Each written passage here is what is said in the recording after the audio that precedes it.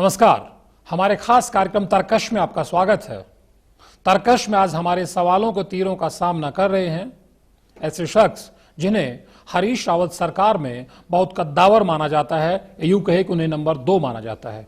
ये जो एक फ्रेज जुड़ता है राजनीति में किसी के साथ कि फलां नेता है वो मुख्यमंत्री के बाद भाई बहुत पावरफुल है, नंबर 2 है, इसके अपने फायदे भी होंगे लेकिन इसकी चुनौतियां भी रहती हैं। आप महसूस करते हैं कि हरीश रावत के पीछे खड़े रणजीत रावत के सामने ये जो एक राजनीतिक हैसियत जोड़ के देखी जाती है, इसकी चुनौतियां भी बहुत ज्यादा हैं।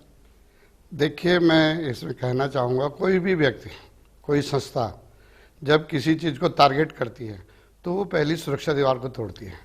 तो मैं भी रावत जी की सुरक्षा दीवार का एक हिस्सा हूँ और मुझ पे गाए बगाए बहुत सारे हमले होते हैं। सीरियस भी होते हैं, अनसीरियस भी होते हैं। आपने देखा होगा कई बार मुझे सदन का सदस्य ना रहते हुए भी हमारे विपक्ष के साथी सदन में तक घसीट देते हैं तमाम मामलों में, लेकिन मुझे उससे कोई दिक्कत नहीं है। मैं हमेशा अपने काम को अपने तरीके से करता हूँ और निष्ठा और समर्पण के साथ करता हूँ। हरीश रावत के साथ आप मजबूती से लगे हुए, समर्पण से, ये बात इससे किसी को, आपके विरोधियों को भी मतभेद नहीं है। सवाल यह है कि जो राजनीतिक परिस्थितियां अब प्रदेश में बन रही हैं 2017 के मद्देनजर, उस लिहाज से कितनी बड़ी चुनौती है, क्योंकि ऐसे समय में जब केंद्र में उत्तराखंड में आप लोगों की सरकार है, केंद्र में भाजपा की सरकार है, यानी सीधे सीधे लोग ये मान के चलते हैं कि भाई केंद्र का पूरा इस चुनाव में दारोमदार रहने वाला है, दखल होने वाला है। तब रणजीत रावत का मुख्यमंत्री हरीश रावत के पीछे खड़े रहने का कितना बड़ी चुनौती है, कितना मुश्किल आप टास्क इसको मानते हैं? देखिए, मेरा अपना मानना रहा है हमेशा, जितनी मुश्किलें होती हैं तो काम करने का उतना ज़्यादा आनंद आता है। हमेशा मैं मुश्किलों को अपॉर्चुनिटी मानता हूँ, एक अवसर मानता हूँ, और उसमें अगर कुछ कर गए तो उसकी एक सुखद अनुभूति होती है कि सामान्य स्थितियों में तो कोई भी काम कर लेता है। मेरी आदत है असामान्य स्थितियों में मुझे काम करने का ज़्यादा जो है अनुभव अच्छा है। आपके नज़रिए से 2017 का चुनाव किस तरह का होने वाला है? देखिए, 2017 का चुनाव मैं स्पष्ट रूप से कहना चाहूँगा, ये हरीश रावत बनाम अदर होने वाला है। हरीश रावत बनाम ऑल, हरीश रावत बनाम ऑल। इसमें अंदर की भी बाहर की भी सारी चुनौतियां हैं। जो लोग हमारे साथी हमसे असहमत होकर के बाहर गए हैं उनकी चुनौतियां हैं। भारतीय जनता पार्टी अपने आप में मजबूत विपक्ष के रूप में है, उसकी चुनौतियां। केंद्र में उनकी सरकार है, तमाम तरीके से वो हथकंडे अपना रहे हैं, सरकारी गैर सरकारी सारे मशीनरियों को लगा रहे हैं। तो लेकिन मैं मानता हूँ ये रावत जी के लिए भी, उनकी टीम के लिए भी एक अवसर है। इतनी विपरीत परिस्थितियों में हमको काम करने का अवसर मिल रहा है, तो ये अपॉर्चुनिटी। इस चुनौती को आप अपॉर्चुनिटी मान के चल रहे हैं, पार पा पाएंगे दोबारा 2017 में? आप लोगों को उम्मीद है कि आप लोग आ रहे हैं दोबारा सत्ता में? बिल्कुल, मैं कहना चाहूँगा हम निश्चित रूप से रावत जी के नेतृत्व में, उनकी नीतियों और उनके काम के बलबूते वापस आ रहे हैं। एक ये चीज जो आपने भी चीज को भी माना और कहा भी कि इस बार चौतरफा चुनौतियां हैं। हरीश रावत वर्सेस ऑल की जब लड़ाई होनी है तो उसमें भाजपा शामिल है, केंद्र की सरकार भी शामिल है, 10 लोग कांग्रेस के, आप लोगों के जिनको कहा जाता है कि वो भी आपके भेदी लंका ढाई, यानी यहाँ के घर के विभीषण हैं, बाहर गए हैं तो कांग्रेस की लंका को ढाएंगे, जैसा वो लोगों ने खुद भी क्लेम किया।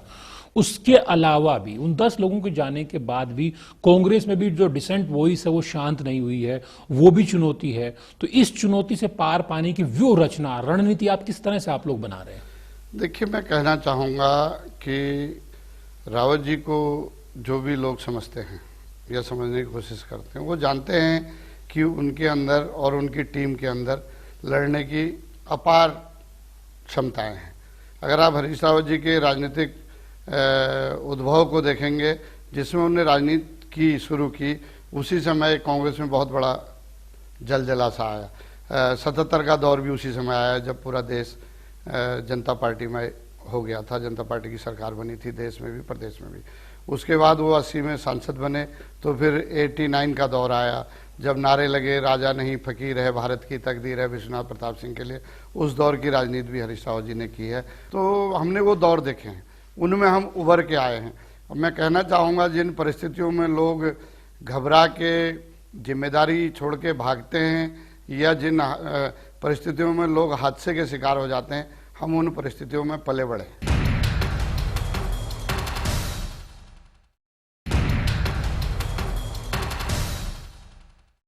अब ये चीज़ कही जाती है कि जब 2017 का चुनावी समर में आप लोग उतरेंगे, तब जो हरीश रावत का जो स्वास्थ्य है वो भी एक चुनौती उनके सामने बनी हुई है, एज का फैक्टर भी एक चुनौती बनी हुई है, उसके अलावा विरोधियों का फैक्टर है। तो क्या आप मानते हैं जो 2002 था, 2012 था या 1977 था, 89 था, वो उतनी ताकत, उतनी हिम्मत आप लोग जुटा पाएंगे इस चुनौती में, नई चुनौती आएगी? मैं पवन जी ये कहना चाहूँगा, हमारे पास ताकत की कमी नहीं है।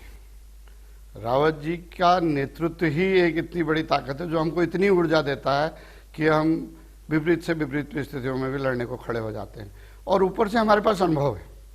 एक समय था रावत जी की टीम में तमाम लोग नए जोड़े थे, उन्होंने अनुभवहीन लोग थे एक किस्म से, लेकिन आज जितने भी हैं उनके पास विस्तृत अनुभव है। बहुत सी चुनौतियों को पे काबू पाने का, उनमें सफलता पाने का, उनमें लड़ने का मादा सब में है। तो आज के दौर को अगर हम देखेंगे तो हरीश रावत जी के जो टीम है वो अनुभव से भरी हुई है और कॉन्फिडेंस से भरी हुई है। जो अभी आपने बात की घर का वेदी लंका ढाए, घर के वेदियों ने तो लंका ढा दी थी, लेकिन लंका ढही नहीं। हरीश रावत जी के नेतृत्व में और उनकी टीम के हौसले के बूते पर हमने लंका को बचाए रखा, और हम लंका को अभी बचाए नहीं रखेंगे। जो 2017 का समर है उसमें हम उसको और निखारेंगे और विकसित करेंगे, पुष्पित करेंगे। एक ये चीज़ कही जाती है, जैसे आपने खुद भी माना कि आप पर अक्सर अटैक होता है, सदन के अंदर भी होता है, सड़क पे तो होता है, क्योंकि आप हरीश रावत के बेहद करीब हैं, एक तरह से उनकी वॉल, मजबूत वॉल की तरह, उनके सामने शील्ड की तरह, ढाल की तरह रहते हैं। जब आपके विरोध की बात आती है, माना कि हम 10 जो कांग्रेस के जो बीजेपी में लोग गए हैं या और बीजेपी के लोगों से बात करते हैं, तो वो हरीश रावत पर अटैक बाद में करेंगे, पहले अटैक आप पे करते हैं। ताज़ा उदाहरण सतपाल महाराज का भी, दिल्ली में बाकायदा उन्होंने प्रेस कॉन्फ्रेंस की, भाई निर्मल कुटिया की जो ज़मीन है वो रणजीत रावत जी एसएसपी के साथ मिलकर के उसका खुर्द-बुर्द करना चाहते हैं। या फिर हरक सिंह रावत जब भाजपा में जा रहे थे तब भी उन्होंने आरोप लगाया कि सिर्फ हरीश रावत एक ही आदमी की सुनते हैं, उन्हीं की सलाह पर चलते हैं। तो ये किस तरह से, ये कितनी बड़ी चुनौती रहती है जब राजनीतिक आक्षेप इतना बड़ा आपके ऊपर लगता है? देखिए, मैंने कहा ना, मैं अपने काम को काम के ढंग से करता हूँ। मेरे बारे में क्या कहा जा रहा है मैं जनरली उसका नोटिस भी नहीं लेता। मेरे विरोधी या मेरे प्रशंसक क्या कह रहे हैं उसका मुझ पर कभी फर्क नहीं पड़ता। लेकिन रावत जी बहुत संवेदनशील नेता हैं, वो हर एक चीज़ का उन पर फर्क पड़ता है और वो समय समय पर दिशा निर्देश देते हैं और गाइडेंस देते हैं। एक संरक्षक के तौर पे, एक बड़े भाई के तौर पे, एक नेता के तौर पे हमेशा सही गलत समझाते हैं, उससे हम ऊर्जा लेकर के आगे बढ़ते हैं।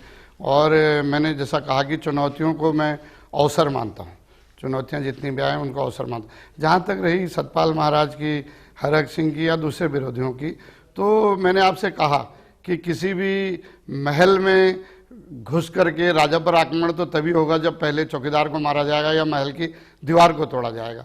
तो इसलिए वो दीवार को तोड़ने की नाकाम कोशिश करते हैं बार बार, और मुझे नहीं लगता कि वो सफल हो पाएंगे क्योंकि उनके इरादे कमज़ोर हैं। लेकिन आपको ये अपनी जगह बातें हैं, लेकिन कहा जाता है कि आप अपने आप अघोषित तौर पर नंबर 2 हैं, सबसे ताकतवर है, मंत्रियों पर भी भारी पड़ जाते हैं रणजीत रावत। मैंने कहा ना, मैं अपने काम को बिना किसी दबाव के करता हूँ। ये मुख्यमंत्री का भरोसा आप पे? और मुख्यमंत्री जी का जब तक मुझ पर भरोसा है और मैं करते रहूँगा।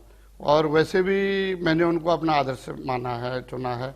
वो मुझे एक बार को अगर अपने से अलग भी कर देंगे तो भी मैं अपनी निष्ठा में कोई कमी नहीं आने दूंगा। जब इस तरह के आक्षेप लगते हैं राजनीतिक प्रतिद्वंदियों, तब क्या मुख्यमंत्री आपसे बात करते हैं कि रणजीत रावत जी ये बात आई है आपके खिलाफ, ये चीजें मैंने कहा ना, मैंने इंगित किया था कि वो बहुत संवेदनशील व्यक्ति है।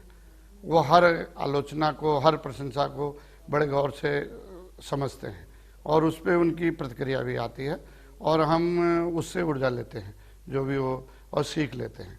लेकिन मैं अपने तरीके नहीं बदलता। मैं दबाव में नहीं आता तो नहीं, मैं क्या करूं, मैंने अपने को नहीं बनाया। मेरे को जो बनाया है, प्रकृति ने जैसा बनाया है, मैं वैसे रहना चाहता हूं और मेरी कोशिश रहती है कि मैं अपने मूल स्वभाव में रहूं हमेशा। एक बार मुझे रावत जी ने भी किसी चीज़ पे कहा था कि ये सब नहीं चलेगा। मैंने कहा जी, उस समय में मुझे करीब रावत जी के साथ 15-16 साल काम करते हो गए थे। मैंने कहा 16 साल से मैं आपके साथ काम कर रहा हूँ, आज तक मैं आपको स्वीकार था। अब मेरे विधायक बनने के बाद अगर मेरी स्वीकार्यता कम हो रही तो मैं विधायकी छोड़ देता हूँ। मेरी प्राथमिकता विधायक रहने की नहीं है, मेरी प्राथमिकता आपके साथ रहने की और रंजीत रावत रहने की है। तो उन्होंने कहा था आज से इस विषय पर कोई बातचीत नहीं करेंगे हम लोग।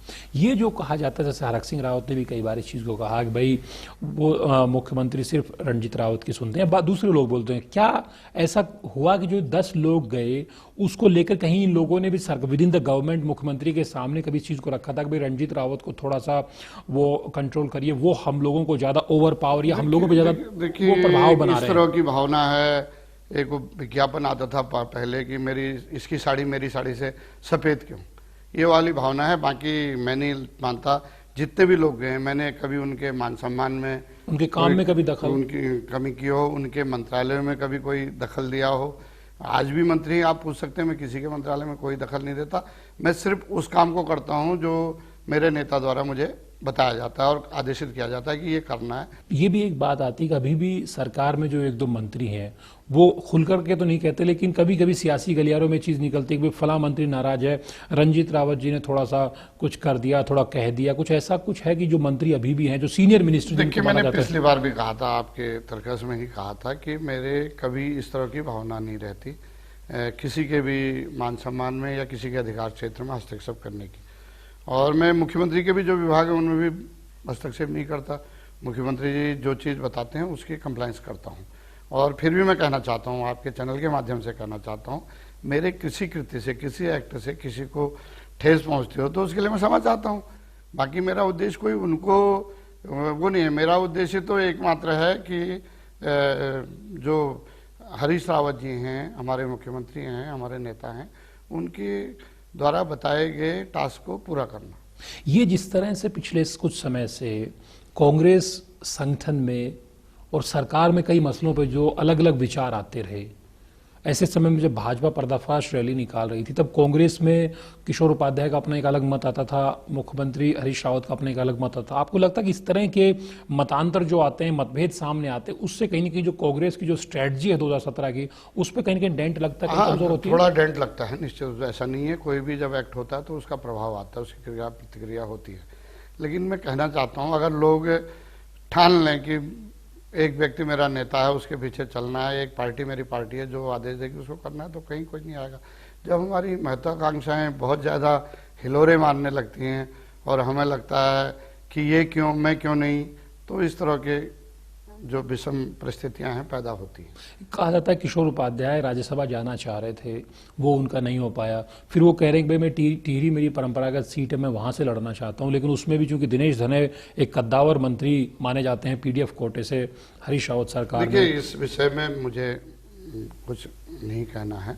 किशोर उपाध्याय जी हमारे प्रदेश अध्यक्ष हैं और तथ्य है, इसमें कोई स्वीकारे या ना स्वीकारे, मैं तो इस चीज को स्वीकार करता हूँ। ये तथ्य और ये भी तथ्य है कि जो पीडीएफ है, ये पीडीएफ के मंत्री हैं, चाहे दिनेश धने हों, प्रीतम पवार हों या दूसरे लोग हों, मंत्री प्रसाद नैथानी या दुर्गा पाल जी हों, उन्होंने विषम से विषम परिस्थितियों में सरकार का साथ दिया है। और पीडीएफ नहीं होता तो कांग्रेस की सरकार ही नहीं बन रही थी, ये भी तथ्य है। लेकिन जो विरोधियों का आरोप ये लगता है कि भाई गुंजाइश हमारे लिए कहाँ है, क्योंकि हरीश रावत इतनी टॉरिंग पर्सनैलिटी है, इतने बड़े कद के नेता हैं कि वो वटवृक्ष हैं तो उनके नीचे सब छुप जाते हैं, उनका अपना एक अलग अस्तित्व तो नहीं रह पाता है।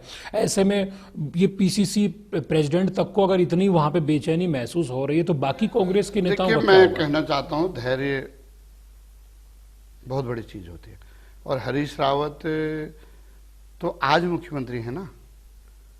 हरीश रावत जी ने जब राजनीति शुरू की थी तब से आज जो है 50-51 साल का उनका राजनीतिक जो सफर है वो कांटों भरा रहा है। 2002 में ये मुख्यमंत्री काल भी कांटों भरे था। 2002 में भी जब वो प्रदेश में कांग्रेस को जिता के लाए, उनने मिरेकल किया एक किस्म से, किसी को उम्मीद नहीं थी। भारतीय जनता पार्टी ने राज्य बनाया था, उसके बाद भी उसको हारना पड़ा, क्योंकि हरीश रावत जी ने प्रदेश अध्यक्ष रहते 1.25 साल में 1700 कार्यक्रम किए थे। मैं तो हर कार्यक्रम का ऑर्गेनाइजर रहता था लगभग, तो 1700 जगह उन्होंने धरने, प्रदर्शन, रैलियां की थी। उसके बूते पर जो है सरकार आ गई और उस समय हरीश रावत जी को महरूम कर दिया, किनारे बिठा दिया गया। तब भी हरीश रावत ने उप तक नहीं की। उसके बाद दूसरी बार वैसे ही हुआ। तो जो आदमी सहेगा, सहना सीखेगा, हरीश रावत जी से सीखेगा, वो निश्चित रूप से बड़े पद को पा जाएगा। लेकिन ये भी तो बात आती है ना कि पीसीसी प्रेसिडेंट की एक सीट की गारंटी नहीं हो पा रही, तो वो बेचारे क्या करें, वो भी अपने हाथ पांव तो मारेंगे कुछ ना नहीं, कुछ। ऐसा तो नहीं है कि पीसीसी प्रेसिडेंट की सीट की गारंटी, इस बात पे तो मैं नहीं बता सकता, लेकिन पीसीसी प्रेसिडेंट हैं, वो एक संस्था है, उसके हेड हैं, और वो मुख्यमंत्री जी के साथ बैठेंगे। जब सीसी बैठेगी, पीसी बैठेगी, तो समाधान निकलेगा। लोग तो कह रहे हैं मुख्यमंत्री पीसीसी प्रेसिडेंट में बहुत कम बात होती है, अब लंबे समय से बातचीत भी नहीं हो पा रही है, फोन पे बात होती है कभी जहाँ कभी। तक मैं समझता हूँ किशोर उपाध्याय जी और हरीश रावत जी बहुत लंबे समय से साथ हैं। यही बात है, और दोनों बहुत लंबे समय साथ हैं, लेकिन अब दोनों आज भी साथ हैं, आज भी साथ हैं। मैंने इस बात को मैं जोर दे के कह रहा हूँ कि वो आज भी साथ हैं, और आज भी साथ हैं। बिल्कुल आज भी साथ हैं। राहुल गांधी के साथ बैठना पड़ रहा है दोनों को, भाई कुछ ऐसे मत करो कि इससे प्रदेश में गलत मैसेज जा रहा है। अपने पार्टी उपाध्यक्ष के साथ बैठना पड़ रहा है, इससे बड़ी अपॉर्चुनिटी और क्या होती है? ये तो अवसर है, अच्छी बात है। अपने वो कहीं और जगह तो बैठे नहीं है, पार्टी फोरम में बैठे हैं, और बैठना चाहिए। ये जो 10 लोग जो गए हैं, जिनमें एक पूर्व मुख्यमंत्री आपकी पार्टी के थे, पार्टी ने मुख्यमंत्री बनाया था, एक कैबिनेट मंत्री थे, बाकी भी सीनियर लोग थे, कुछ लोग नए लोग थे, क्या आप मानते हैं कि ये 10 लोग कांग्रेस की जो चुनावी लड़ाई होगी उसको मुश्किल करेंगे? इनसे पार पाने की स्ट्रेटजी बनाई इन 10 सीटों के लोग आप लोगों ने तैयार किए? कहना चाहूंगा वो कांग्रेस के लीडर थे, इसीलिए कांग्रेस पार्टी ने उन्हें टिकट दिया था, मुख्यमंत्री बनाया था, मंत्री बनाया था। लेकिन आज वो कांग्रेस के सदस्य नहीं है, आज वो भारतीय जनता पार्टी के सदस्य हैं, और आज वो जितनी दिक्कत हमें कर रहे थे उससे ज़्यादा दिक्कत भारतीय जनता पार्टी को कर रहे हैं। हमारे लिए तो उन्होंने 10 सीटों पर नए अवसर खोल दिए नए लोगों के लिए। जिन लोगों को लग रहा था अभी आने वाले 20-25 साल या 30 साल तक हमारे लिए अवसर नहीं है, उनके लिए द्वार खुल गए नए, और भारतीय जनता पार्टी की परेशानी बढ़ी है, और ये उनके हर मंच पे परिलक्षित हो रहा है।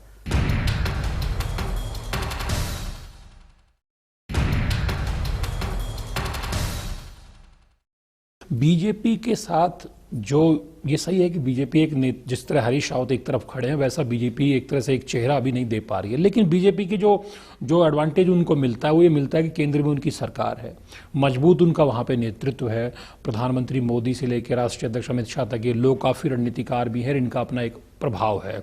उस लिहाज से जब आप लोग आमने सामने होंगे तब इनके पास 4 पूर्व मुख्यमंत्री होंगे, 5 सांसद होंगे, और ये सब लोग हैं, तो ये 10 लोग आपके भी उसमें जुड़ गए हैं। ये सब लोग मिलकर के अकेले हरीश रावत को आप लोगों को घेर नहीं लेंगे सब चौतरफा जब ये लोग हमला करेंगे? तो मैं कहना चाहूँगा, महाभारत का जब युद्ध हो रहा था तो सारे रथी महारथी, चाहे वो भीष्म पितामह हों, दुर्योधन हों, कृपाचार्य हों, आपके अश्वत्थामा हो, कर्ण हो, आपका दुर्योधन हो, दुशासन हो, या दूसरे लोग हो, सब एक तरफ थे। लेकिन दूसरी तरफ पांडवों के साथ अकेले कृष्ण थे जिन्होंने उनका बेड़ा पार कराया।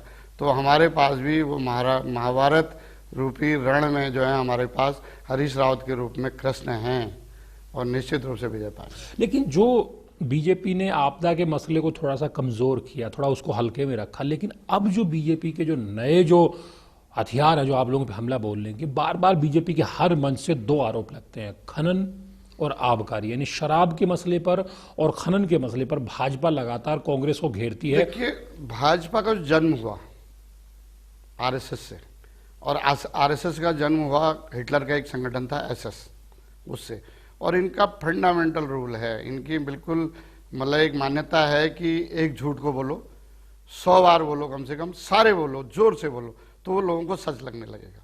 ये तो चिंता की बात है, अगर ये उत्तराखंड के लोगों को लगने लगा सच मान लिया तो। कोशिश कर रहे हैं उसमें बार बार। आबकारी में मैं कहना चाहता हूं कि सबसे ज्यादा राजस्व पिछले साल में आया है, 1700 करोड़ रुपया आया, जो बढ़ोतरी हुई है वो बहुत अभूतपूर्व है। और इन्होंने प्राइवेट को FL2 दिया था होलसेल, हमने सरकारी एजेंसी को दिया था, और सरकारी एजेंसी किसको दिया था? मंडी परिषद को। मंडी परिषद के चेयरमैन कौन थे?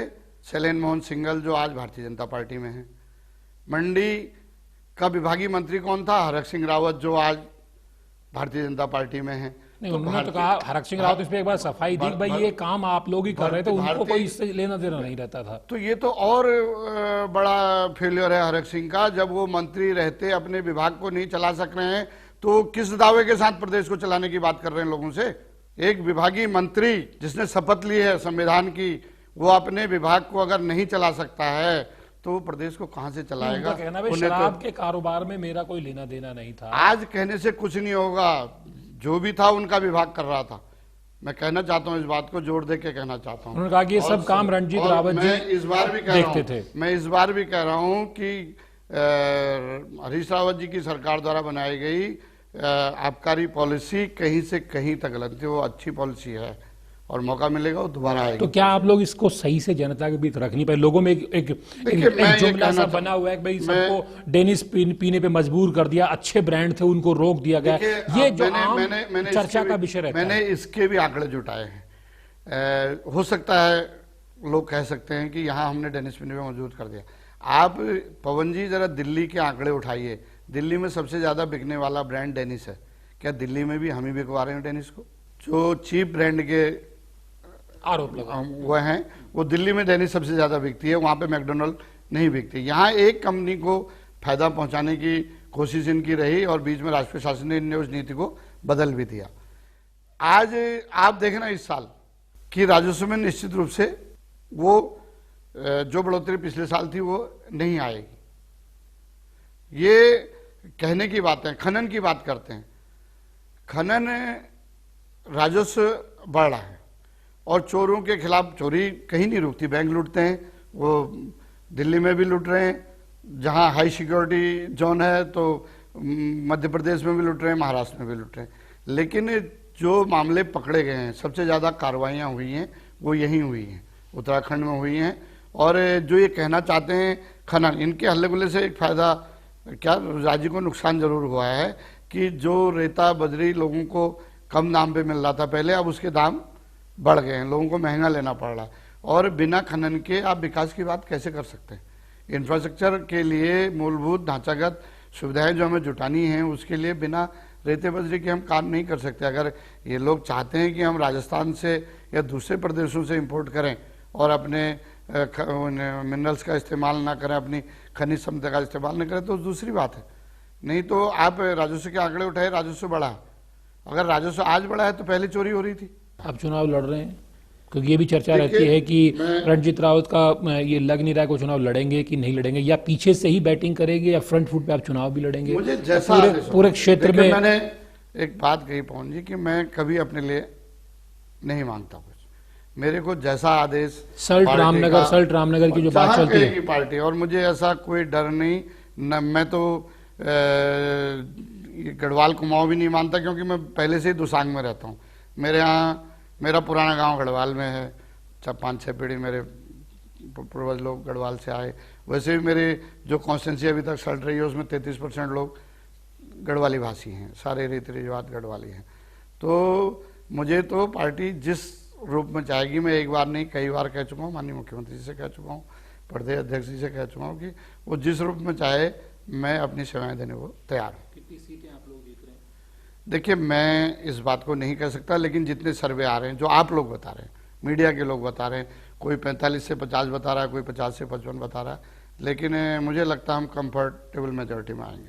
आखिरी सवाल, जो आपके लिए अपॉर्चुनिटी भी है आपने माना और चुनौती भी है, क्योंकि इस चुनाव के दौरान और इस सरकार के दौरान भी देखा गया है कि हरीश रावत के पीछे रणजीत रावत मजबूती से खड़े हैं, और जो मजबूती से पीछे खड़ा होता है नेता के, उस पर बहुत दारोमदार भी रहता है और बहुत ज़्यादा हमला भी होता है। आपको लगता है कि आप अपने आप को सही साबित और पक्का हरीश रावत का सिपहसालार साबित करेंगे इस चुनाव में हरीश रावत को मजबूती दे करके? क्योंकि हमले आप पर भी होने हैं, हरीश रावत से पहले हमला आप पर होता है। मैं कहना चाहूंगा, मेरा सौभाग्य है कि मुझ पर हमले सबके मुझ पर होते हैं, लेकिन ये तथ्य नहीं है कि हरीश रावत के पीछे खाली मैं खड़ा हूं। और लोग भी हैं, हरीश रावत जी के साथ इस प्रदेश के हजारों हजार कार्यकर्ता खड़े जो मुझसे योग्य और मजबूत है।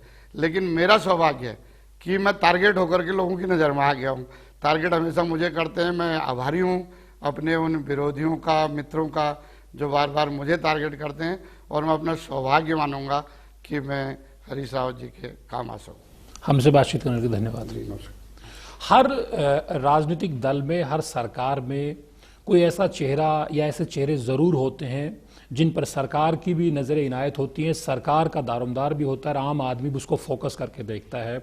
हरीश रावत की सरकार में भी या इस पीरियड के दौरान रणजीत रावत एक ऐसी ही राजनीतिक शख्सियत रही हैं जिनको कहा जाता है कि वो सरकार में नंबर 2 है, मंत्रियों से भी बड़ी हैसियत रखते हैं, बहुत मजबूत हैसियत रखते हैं, लेकिन वो हमलावरों के निशाने पर भी, यानी राजनीतिक विरोधियों के निशाने पर भी वो सबसे ज्यादा रहते आ रहे हैं और अभी भी हैं। देखना दिलचस्प होगा इस चुनावी लड़ाई में किस तरह से रणजीत रावत हरीश रावत के हाथों को मजबूत करते हैं और कितना मजबूती देते हैं। नमस्कार।